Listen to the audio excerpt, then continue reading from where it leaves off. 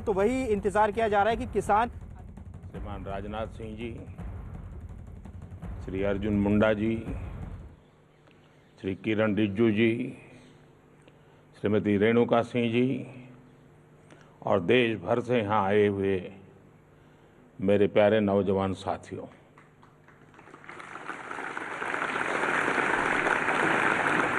Corona ने वाकई बहुत कुछ बदल कर रख दिया है। मास्क, कोरोना टेस्ट, 2 गज की दूरी, ये सब अब ऐसा लग रहा है जैसे रोजमर्रा की जिंदगी का हिस्सा बन गया है। पहले जब फोटो निकालने जाते थे तो कैमरामैन कहता था स्माइल, अब मास्क के कारण वो भी बोलता नहीं है। यहाँ भी हम देख रहे हैं कि अलग अलग जगह बैठने की व्यवस्था करनी पड़ी है, काफी फैलाव रखना पड़ा है, लेकिन इसके बावजूद भी आपका उत्साह, आपकी उमंग, उसमें कोई कमी नजर नहीं आ रही है, वैसी की वैसी। साथियों, आप यहां देश के अलग अलग कोने से आए हैं। यहां देश के दूर सुदूर जनजातीय क्षेत्रों से आए साथी हैं। एनसीसी, एनएसएस के ऊर्जावान युवा भी हैं और राजपथ पर अलग अलग राज्यों की झांकी, अलग अलग राज्यों का संदेश बाकी देश तक पहुंचाने वाले कलाकार साथी भी हैं। राजपथ पर जब आप जोश के साथ कदम ताल करते हैं तो हर देशवासी जोश से भर जाता है। जब आप भारत की समृद्ध कला, संस्कृति, परंपरा और विरासत की झांकी दिखाते हैं तो हर देशवासी का माथा गौरव से और ऊंचा जाता है। और मैंने तो देखा है कि परेड के समय मेरे बगल में कोई न कोई देश के प्रमुख रहते हैं, इतनी सारी चीजें देख करके उनको बड़ा सरप्राइज होता है, बहुत सारे सवाल पूछते रहते हैं, जानने का प्रयास करते हैं देश के किस कोने में है, क्या है, कैसा है। जब हमारे आदिवासी साथी राजपथ पर संस्कृति के रंग बिखेरते हैं तो संपूर्ण भारत उन रंगों में रंग जाता है, झूम उठता है। गणतंत्र दिवस की परेड भारत की महान सामाजिक सांस्कृतिक विरासत के साथ ही हमारे सामरिक सामर्थ्य को भी नमन करती है। गणतंत्र दिवस की परेड दुनिया के सबसे बड़े लोकतंत्र को जीवंत करने वाले हमारे संविधान को नमन करती है। मैं आपको 26 जनवरी को बेहतरीन प्रदर्शन के लिए बहुत बहुत शुभकामनाएं देता हूं। आपसे एक आग्रह भी है, अभी दिल्ली में ठीक ठाक ठंड पड़ रही है, जो साउथ से आए होंगे उनको तो परेशानी और होती होगी, और आप कई दिन से यहां हैं, लेकिन आप में से बहुत से लोग, जैसा मैंने कहा, सर्दी के आदी नहीं है। इतनी सुबह उठकर आपको ड्रिल के लिए निकलना होता है। मैं यही कहूंगा कि आप अपनी सेहत का ध्यान जरूर रखिएगा। साथियों, इस वर्ष हमारा देश अपनी आजादी के 75 वर्ष में प्रवेश कर रहा है। इस वर्ष गुरु तेग बहादुर जी का 400वां प्रकाश पर्व भी है और इसी वर्ष हम नेताजी सुभाष चंद्र बोस की 125वीं जन्म जयंती भी मना रहे हैं। अब देश ने ये तय किया है कि नेताजी के जन्मदिवस को हम पराक्रम दिवस के तौर पर मनाएंगे।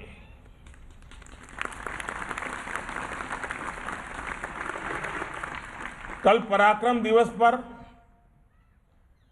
मैं उनकी कर्मभूमि कोलकाता में ही था।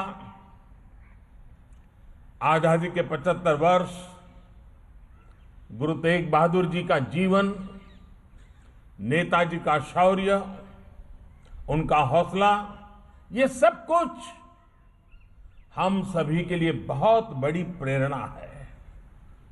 हमें देश की आजादी के लिए अपना सर्वस्व न्योछावर करने का अवसर नहीं मिला, क्योंकि हम में से अधिकतम लोग आजादी के बाद पैदा हुए हैं।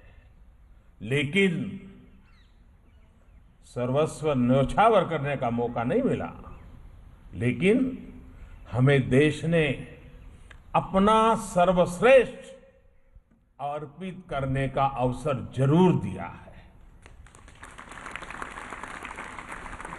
हम जो भी देश के लिए अच्छा कर सकते हैं, भारत को मजबूत बनाने के लिए कर सकते हैं, तो हमें करते ही रहना चाहिए। साथियों, ये गणतंत्र दिवस की परेड की तैयारियों के दौरान आपने भी महसूस किया होगा कि हमारा देश कितनी विविधता से भरा हुआ है। अनेकों भाषाएं, अनेकों बोलियां, अलग अलग खान पान, कितना कुछ अलग है, लेकिन भारत एक है।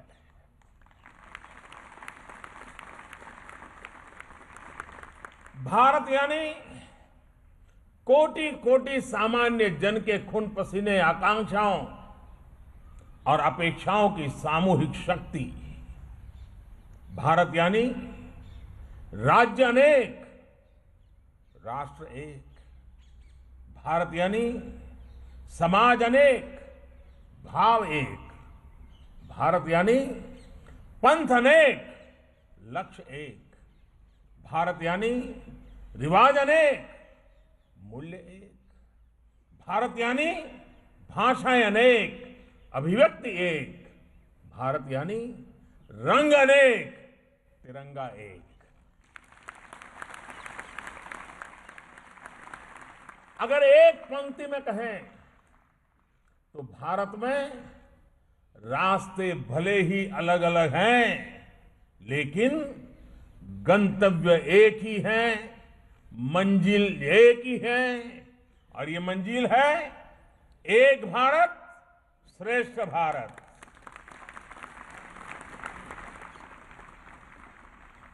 साथियों, आज एक भारत श्रेष्ठ भारत की यह शाश्वत भावना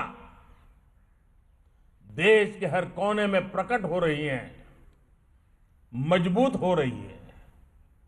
आपने भी देखा और सुना भी होगा कि मिजोरम की 4 साल की बालिका, उसने वंदे मातरम जब गाया तो सुनने वाले को गर्व से भर देता है। केरल के स्कूल की एक बच्ची जब कठिन परिश्रम से सीखकर एक हिमाचली गीत बड़े परफेक्शन के साथ गाती है तो राष्ट्र की ताकत महसूस होती है। तेलुगु बोलने वाली एक बिटिया जब अपने स्कूल प्रोजेक्ट में बड़े रोचक ढंग से हरियाणवी खान पान का परिचय देती है तो हमें भारत की श्रेष्ठता के दर्शन होते हैं। साथियों, भारत की इसी ताकत से देश और दुनिया को परिचित करने के लिए एक भारत श्रेष्ठ भारत एक पोर्टल बनाया गया है। और आप तब तो डिजिटल जनरेशन वाले हैं तो जरूर वहां जरूर जाइएगा। इस पोर्टल पर एक भारत श्रेष्ठ भारत जो पोर्टल बनाया है, उस पर जो व्यंजन विधियों का सेक्शन है, उस पर 1000 से भी अधिक लोगों ने अपने प्रदेश के व्यंजन साझा किए हैं। कभी समय निकालकर आप इस पोर्टल पर को जरूर देखिएगा और परिवार में भी कहिए जरा, आज मां बताओ ये, आपको बहुत आनंद आएगा। साथियों, बीते दिनों कोरोना काल में स्कूल, कॉलेज आदि बंद होने पर भी देश के युवाओं ने डिजिटल माध्यम से अन्य राज्यों के साथ वेबिनार किए हैं। इन वेबिनार्स में म्यूजिक, डांस, खान पान की अलग अलग राज्यों की अलग अलग शैलियों पर बड़ी विशद चर्चाएं की हैं।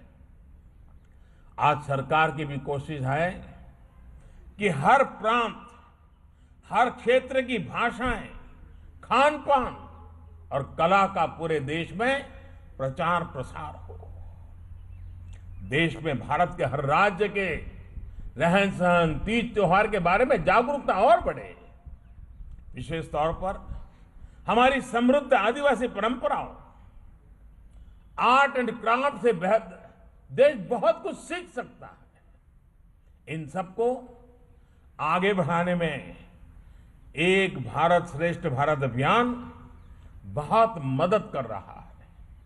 साथियों, आजकल आपने सुना होगा, देश में बहुत बोला जाता है, सब दूर सुनाई देता है, वोकल फॉर लोकल। जो अपने घर के आसपास चीजें बन रही हैं, स्थानीय स्तर पर बन रही हैं, उस पर मान करना, उसका गर्व करना, उसे प्रोत्साहित करना, यही है वोकल फॉर लोकल। लेकिन ये वोकल फॉर लोकल की भावना तब और मजबूत होगी जब इसे एक भारत श्रेष्ठ भारत की भावना से शक्ति मिलेगी। हरियाणा की किसी चीज की संबंध में, मैं तमिलनाडु में रहता हूं, मुझे गर्व होना चाहिए। केरल की किसी चीज का मैं हिमाचल में रहता हूं, मुझे गर्व होना चाहिए। एक क्षेत्र के लोकल प्रोडक्ट पर दूसरा क्षेत्र भी गर्व करेगा, उसे प्रोत्साहित करेगा, तभी लोकल प्रोडक्ट की पहुंच देश भर में होगी। उसमें एक ग्लोबल प्रोडक्ट बनने की ताकत पैदा होगी। साथियों, ये वोकल फॉर लोकल, ये आत्मनिर्भर भारत अभियान, इनकी सफलता आप जैसे नौजवानों पर टिकी हुई है। और आज जब मेरे सामने एनसीसी और एनएसएस के इतने सारे नौजवान हैं, उनको तो शिक्षा, दीक्षा, शिस्त सब यही दिया जाता है। मैं आज आपको एक छोटा सा काम देना चाहता हूं, और देश भर के हमारे एनसीसी के नौजवान मुझे जरूर इस काम में मदद करेंगे। आप एक काम कीजिए, सुबह उठ करके रात को सोने तक जिन चीजों का आप उपयोग करते हैं, टूथपेस्ट हो, ब्रश हो, कंघा हो, कुछ भी, घर में एसी हो, मोबाइल फोन हो, जो भी, जरा देखिए तो कितनी चीजों की आपको जरूरत होती है दिन भर में, और उसमें से कितनी चीजें हैं जिसमें हमारे देश के मजदूर के पसीने की महक है, कितनी चीजें हैं जिसमें हमारे इस महान देश की मिट्टी की सुगंध है। आप चौंक जाएंगे, जाने अनजाने में इतनी चीजें विदेश की हमारे जीवन में घुस गई हैं, हमें पता तक नहीं है। एक बार उस पर देखेंगे तो पता चलेगा कि आत्मनिर्भर भारत बनाने का सबसे पहला कर्तव्य हमी से शुरू होना चाहिए। इसका मतलब मैं ये नहीं कह रहा हूं कि आपके पास कोई विदेशी चीज है तो कल जाके फेंक दो, ये मैं नहीं कह रहा हूं। मैं ये भी नहीं कह रहा हूं कि दुनिया में कोई अच्छी चीज हो, हमारे यहां न हो, तो उसको लेने से मना करें, ये नहीं हो सकता। लेकिन हमें पता तक नहीं है, ऐसी ऐसी चीजें हमारे रोजमर्रा की जिंदगी में हमें एक प्रकार से गुलाम बना दिया है, मानसिक गुलाम बना दिया है। मेरे नौजवान साथियों से मैं आग्रह करूंगा,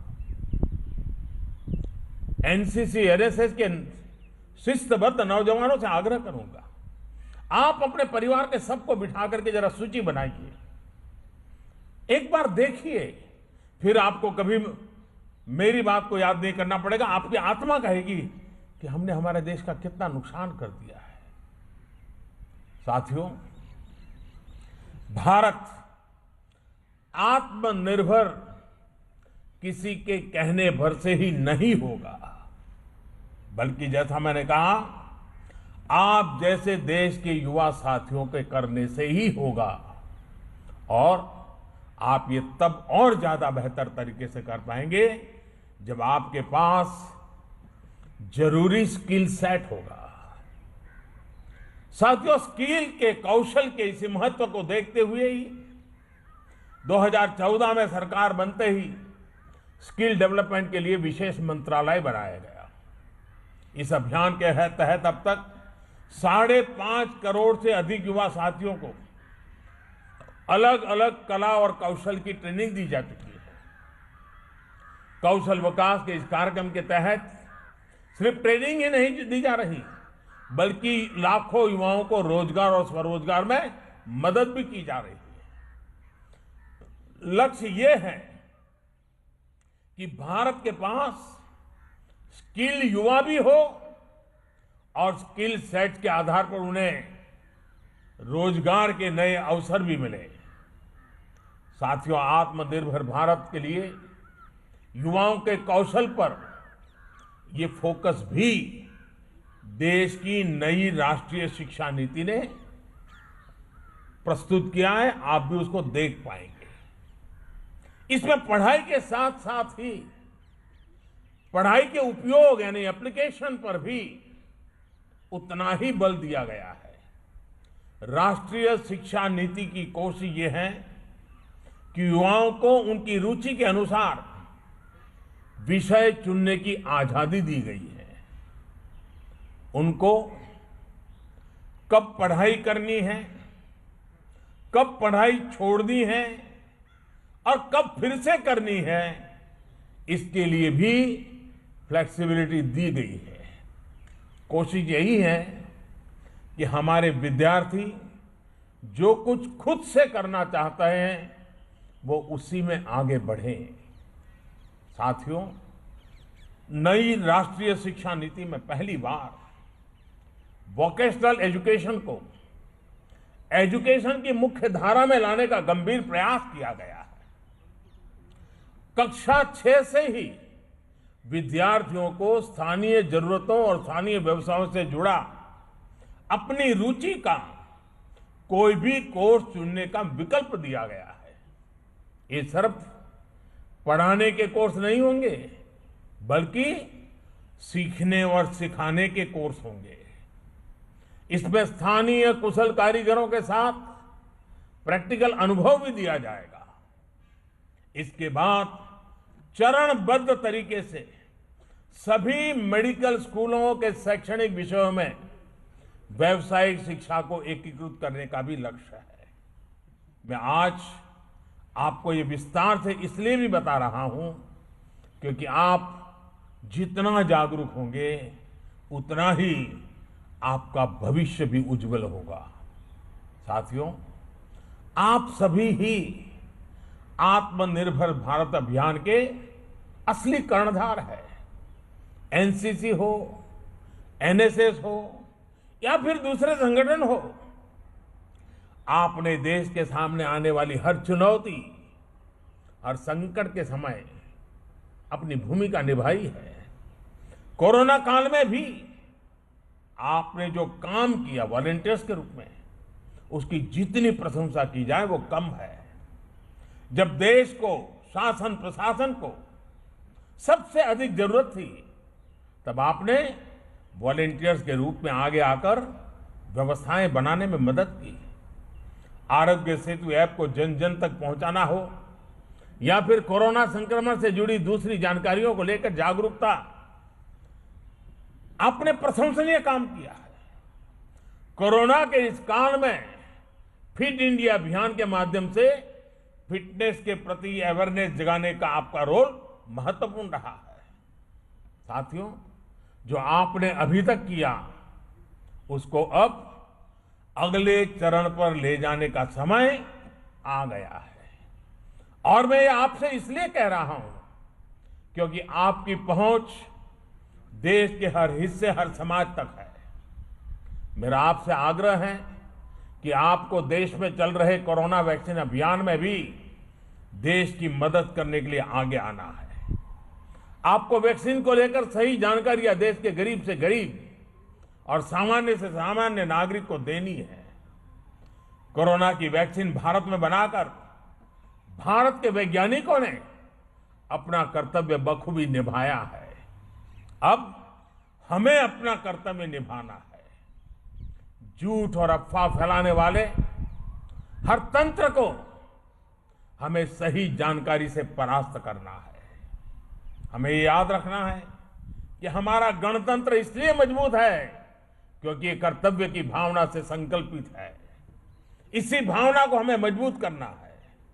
इसी से हमारा गणतंत्र भी मजबूत होगा और आत्मनिर्भरता का हमारा संकल्प भी सिद्ध होगा।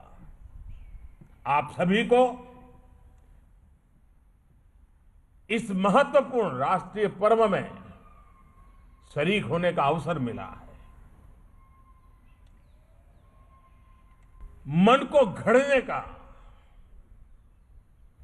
देश को जानने का और देश के लिए कुछ न कुछ करने का, इससे बड़ा संस्कार कोई और नहीं हो सकता है जो सौभाग्य आप सबको प्राप्त हुआ है। मुझे विश्वास है कि 26 जनवरी के इस भव्य समारोह के बाद जब यहां से घर लौटेंगे तो आप यहां की अनेक चीजों को याद रख करके जाएंगे, लेकिन साथ साथ ये कभी नहीं भूलना कि हमें देश को अपना सर्वश्रेष्ठ अर्पित करना ही है, करना ही है, करना ही है। मेरी आप सबको बहुत बहुत शुभकामनाएं, बहुत बहुत धन्यवाद।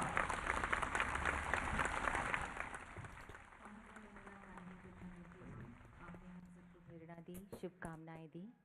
तो एनसीसी कैडेट को पीएम मोदी का संदेश संबोधित कर रहे थे एनसीसी कैडेट को, और तमाम चीजों का प्रधानमंत्री नरेंद्र मोदी ने जिक्र किया। जहां एनसीसी कैडेट्स के साहस का जिक्र किया तो वहीं कई और बातों पर भी उनका ध्यान केंद्रित किया।